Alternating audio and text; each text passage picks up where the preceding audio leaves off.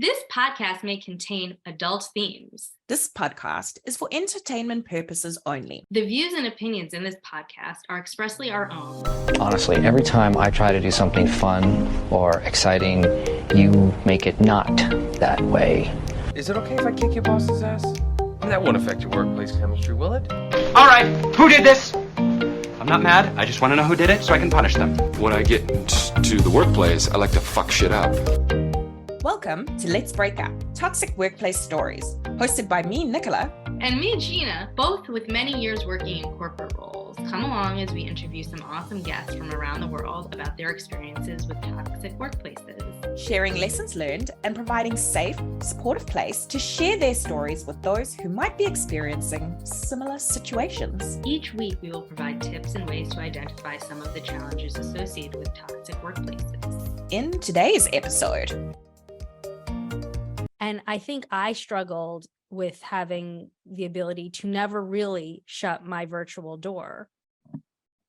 So that could potentially be something that introverts are dealing with as well, because even though you are working from home and you're not with everyone, you're still getting stimulated by the sounds of your Slack or whatever messenger you're using going off, or the little red thing ticking numbers, you know, if you've turned off your notifications. I've turned all of my notifications off.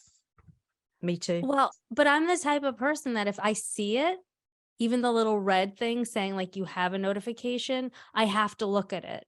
I don't have any of those little red dots. Me neither. Okay. I can't. So I don't do it on like Instagram or anything like that, but like I'm just talking like specifically just for work. Like I'll keep my emails with the little red dot, because I think because I respond to emails the fastest, so I leave my emails to get the little red dot. But every single app I have, it's the first thing I switch off is notifications and the little red badge. And that way I can choose when I go in and check. Like, I'm not saying I'm not going to check it for like 72 weeks. Now, brown cow. But I will check it on a daily basis, but when I'm ready. I don't know. I think it's just like a personal thing that like if I see a notification, even if it didn't go off like audio, like if the bing didn't go off, I'm still like, I still have to see what it is. I wonder though if that's also part of the nature of what I do, because we are on timelines and you know, you miss a message and you don't respond, you're a day late to delivery or 3 days late, and then it's like a whole thing. So I wonder if there's a little element of that that's just, you know, specific to me and what I do. But I knew, but back to what Joanna was saying, I never felt in our toxic workplace, Nicola, that I had the ability to shut everything off, because everything was a fire that had to be put out right then and there. You know, but you know, we've spoken about it where it was like, even on my recharge days, on my days off, it was, oh, I know it's your day off, but How many times did that happen? Like every single time I took a day off, every single time. I know it did. Inevitably it did. And then my previous toxic workplace, not the one that Gina and I met at, my surname is often mispronounced because it's a KN, so it's Knoble. It's a loud K, not noble, Knoble. Sounds great though. Alliteration, Nicola Noble. Fun times. But my previous workplace, I was exhausted from doing a workshop, and it was quite a lot of people. It was before lockdown, way before lockdown. And the rest of my team decided to rename me on my screen, like on my little screen thing at my desk, Nicola No Mates. Yeah. So someone actually said, hey guys, this is like bullying, because this is not fun office banter for this person. And they raised a complaint. And I was like, no, don't worry about it. It's like, whatever. And, you know, looking back on that, it's like, no, you're targeting the person who needed to take some time out to regroup. So there we go. A little bit of other toxic workplace story. I've been called Billy No Mates. I've been called stuck up. I've been called a loner. I've been called all sorts of things. And because my husband's quite quiet, we've been together nearly 40 years. So we know each other pretty well.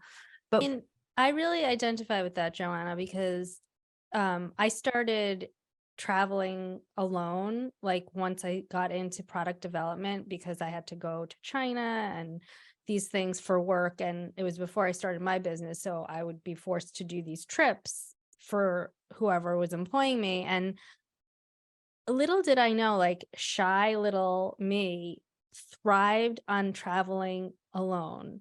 And the idea, like, nothing sounds better to me than going to a nice restaurant by myself with a book. And like my cousin, like we all grew up together in the Bronx, whatever, you know, we're all Italian. She's like, I can't do that. It makes me feel sad. Sad? Okay. She's like, babe. she can't. And I'm like, okay, well, is that because you're just like, Not an comfortable with your extrovert? aloneness? Or are you just not okay with being alone? Like there's two different things that could possibly be at play. But like, and like even my daughter's nanny was like, I'm scared to go out alone. Like people are going to start thinking things about me. And I'm like, who fucking cares? You're never going to see these people again. And she's definitely an introvert. But me, the older I got, I was like, no, this is where it's at. Like, this is the party. I remember going to San Francisco, and I like took myself to every fancy dinner restaurant alone, and it was the best. I had the best time. Quinn was away for the weekend, and I, like 2 weekends ago, and I decided that it would be a great opportunity to take myself to my favorite place for dinner, because don't get that opportunity often. And I was like, yes, please. Oh my God, God, did I do work at dinner? Yes, I did. No. I truly, when I was in San Francisco, I was so happy. I was so relaxed. I enjoyed every single morsel that I ate. And if I felt uncomfortable, I either had my phone or a book. But as time went on, I just really could give a shit what anybody else thought. Yeah. I used to do a lot of work in the Middle East, and I'd travel out there on my own, and I absolutely loved it for the same reasons. I had a beautiful hotel room all to myself. I had no one to share anything with. I could go to whichever restaurant I wanted to, eat whatever time I wanted to. I loved Nap, it. shop. Didn't have to worry about anybody else's needs or wants. It was so great. I did a ton of traveling on my own prior to having my daughter, and even my partner now, I'm like, if we ever buy a house together, because he lives in my house, I was like, I want my own bedroom and bathroom. I was like, I don't care. And bathroom. Yeah, like I want my own like master suite. Like we could have 2 master suites, you know, but like the idea of being able to just like sleep in my giant bed alone brings me such joy. And it's not even about the person. Like, it's not about my partner. It's not about that I don't like them, respect them, whatever. It's just like, I love doing that alone. Like, I was with my ex-partner for 6 years, and we had 2 different houses for that particular reason, because he's an extreme introvert. Like I would say top scale isolated. There's like an extremism to this where I'm like, that's maybe something else. So he would get his energy just from being at home alone.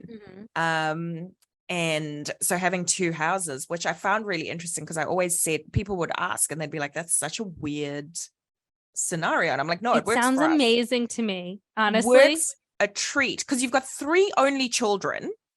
Every single only child wants their own space because they're spoiled brats. So 3 only children, and each one needs a corner. So once you come together and you have like a really nice experience together, you can all separate and go into your corners again. There's I'm trying to remember who the famous actress is in the UK. Who was it who was in Harry Potter, and wacky woman who played the one that was married to Johnny Depp. No. Yes, I know which one you're talking about. Helen Bonham Carter. Yes. Oh, that one. So they had adjoining houses and they had a door between the two houses in London. Did So you have to put like a sock on the door if you were? possibly. That Yeah, sounds, and honestly, that sounds amazing, Joanna. I want that when I grow up. Exactly. Too bad I'm already grown up. I want that when I grow up. We're never really grown up. Ever, No, ever. right? Can we just pause here for a second and remind people that if this podcast is something you enjoy, we would love to hear from you. You can find us on Instagram, LinkedIn, and YouTube at Let's Break Up Toxic Workplace Stories. Sharing and subscribing really helps us feel validated. I don't So- believe we are. I going back to the open plan office thing, if you're okay with it, can I share something that happened to me? And I just want some feedback on it, because this story has everything. It has sexual has harassment, everything. it has police involvement. But I'm curious just to get like an expert's opinion on like, what could I have done better? What was the like reasoning that my bosses didn't help me? So I was working in the same open plan like loft area. It was in Dumbo, which is Brooklyn. Dumbo is down underneath the Manhattan Bridge overpass. That's what it stands for. And it was like this like pretty young creative company, and we were in one of like those old like factories that had been, you know, portioned out. So you would have like a bathroom in the hall that everyone on that floor would all use. So, and there would be like little art studios, like there was other offices, whatever, it was parceled out to whatever the people needed. And there was an attractive artist who had a studio next to our large open plan office. And I would occasionally see him in the hallways, like when I was coming or going for lunch or in the morning or to the bathroom, and we would just like say hi to one another. And one morning I'm sitting, you know, because we just had like this like low like piece of wood essentially that ran around the exterior of this open plan office, and we all sat like a little bit away from each other, you know, so that there was like 0.0 second time for when my boss would email me about how disappointed she was instead of just walking over. Anyway, so the guy opens the door to this open plan office and everyone's in there, and he says, hey, Gina, can you come out here for a second? And I was like, this is weird. So I was like, yeah, give me a minute. Like I finish up what I'm doing and I walk out, and he's in his studio and he opens the door, and I like go in, and this is like 10 years ago, but at some point his back was to me. Then he turned around and his, what should we call it? His wanker was out, like through His the dick? zipper. His dick was out? Yes. Wait, I had what? never given this, hold on. I had never given this man any indication that I wanted to see his privates.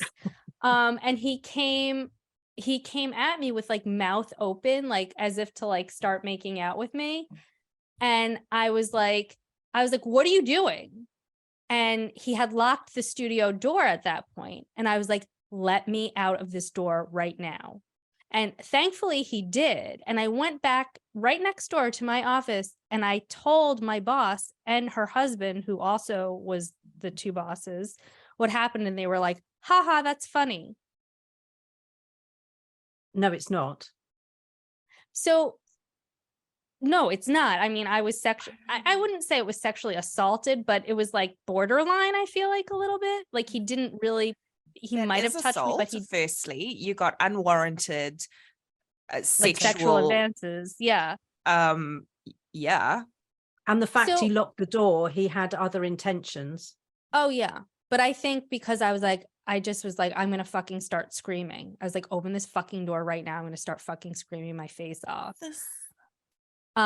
So as an introvert, like I kind of walked away from that, like with the inner self-critic. I was like, did I somehow, and I know I didn't, but like, I think because I'm an introvert, I was like, did I somehow like make this Instigate happen? this. Or did I give him a reason, right? Like as a woman growing up in the 80s and 90s, like it wasn't you would hear that.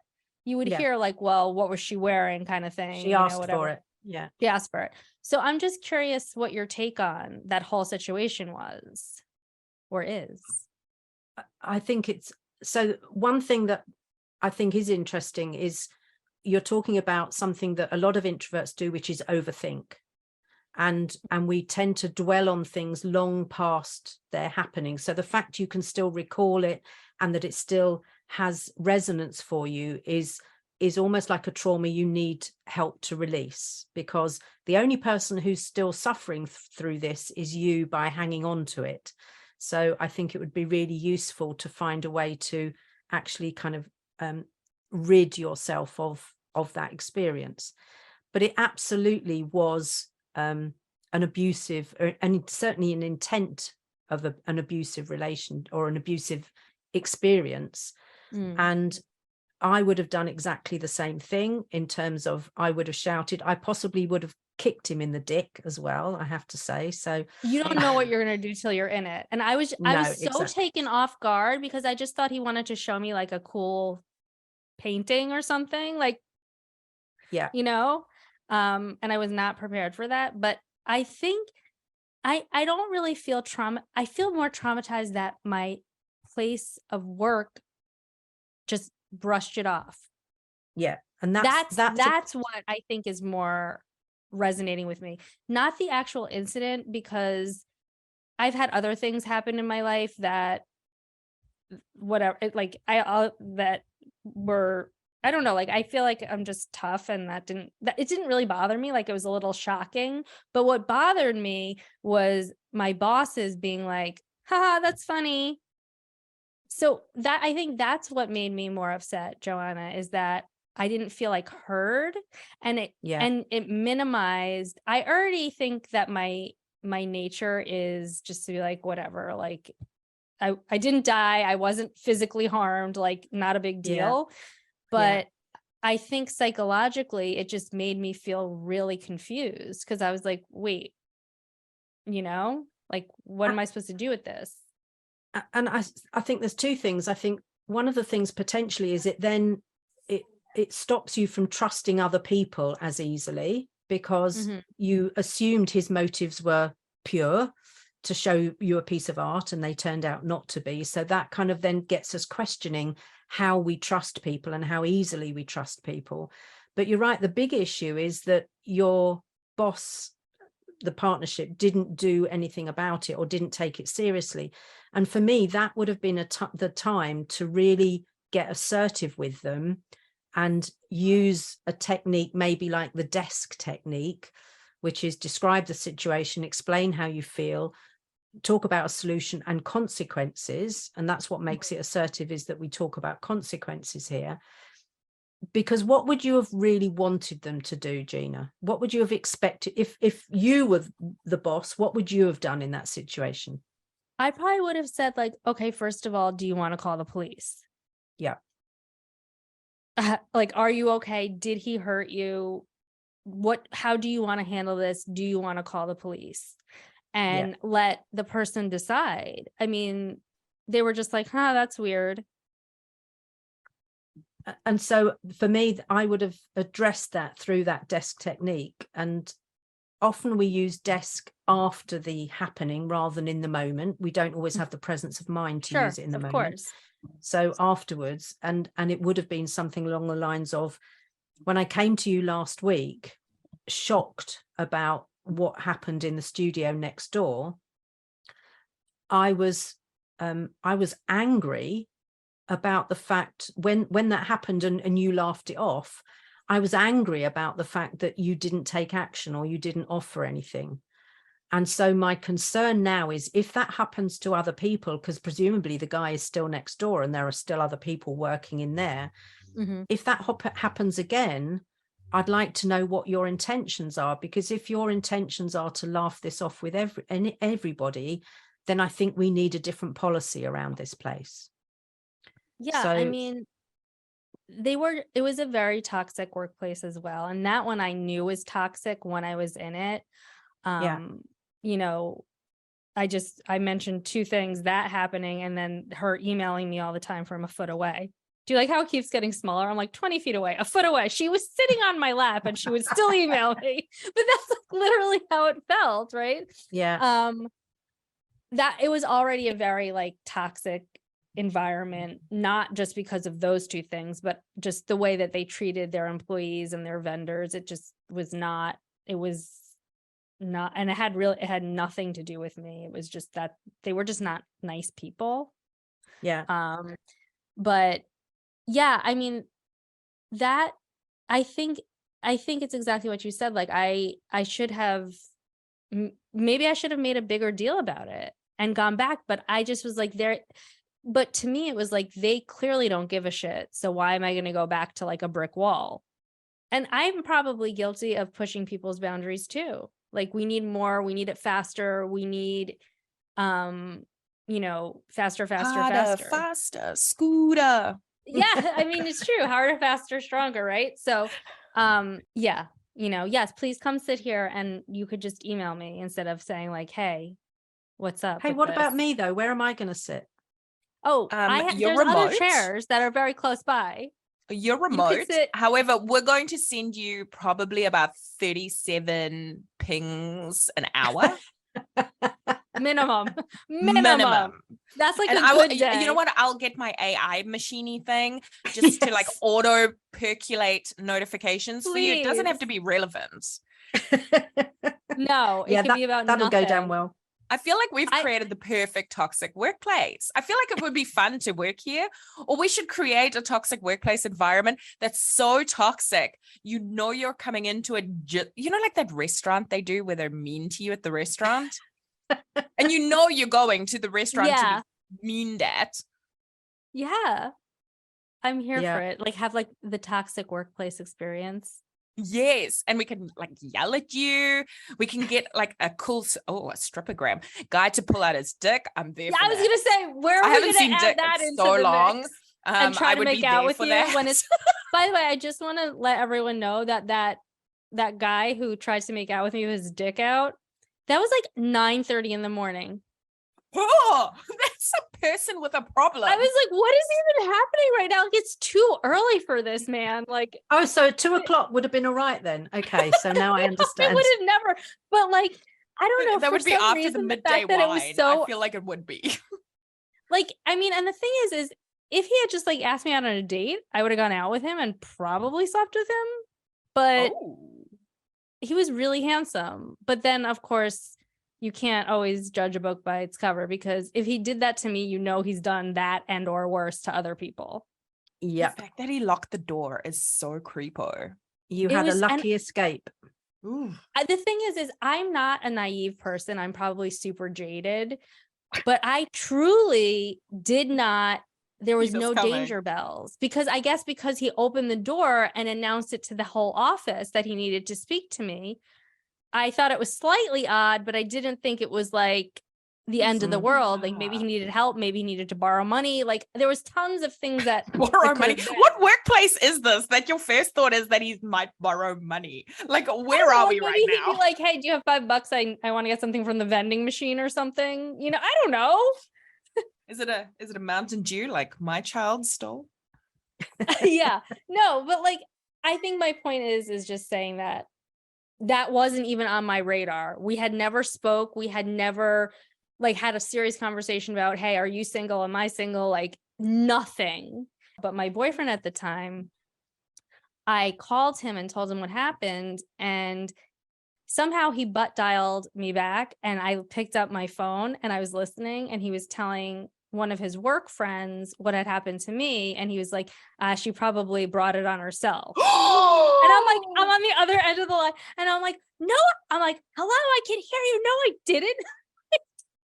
But, oh my God, I am hoping you dumped his ass. Yeah, we're not together, but no kidding. What he did do, which I was actually pretty stoked about, he was this like big Italian from Brooklyn, so he comes from a different mentality. He literally stood outside of this guy's studio door for like 4 hours with a baseball bat. I'm open to it. I mean, I wasn't opposed to it either. I was like, even though there was part of my boyfriend's mind that was like, and I'm like, yeah, okay. I said hi to him a couple times. Like, if that's what let it on, then sure, that's what let it on. But I was into the fact that he stood there and waited for like 4 hours. That is just, I just want to point out what happened to you is predatory. That has got like mental health issues there. Yeah, of course. But anyway, like we're not psychologists, but I feel like we could call that what it is. I think that's pretty simple to call out exactly what it is. It was just like a wild story. Yeah. Jeez. Yeah. Well, okay. Anyway, circling all the way back. Joanna. That sounds very formal. Joanna. I know. We're disappointed in you, Joanna. I know, I'm in trouble. You are. I feel like if we had like your full name with like middle names as well, I feel like it would be a good, like Joanna Elizabeth. I don't know. We're so disappointed in you. No, disappointed. Well, it really has been great chatting to you, and we really appreciate the time that you've taken. And this has been a really awesome conversation. Thank you for joining us today. If you would like to share your story, we would love to hear from you. Also, leaving a review helps us create more content because it shows us there's an interest in this topic. For those of our listeners who do better with reading, we have closed caption available on YouTube. See you next week, same time and same place.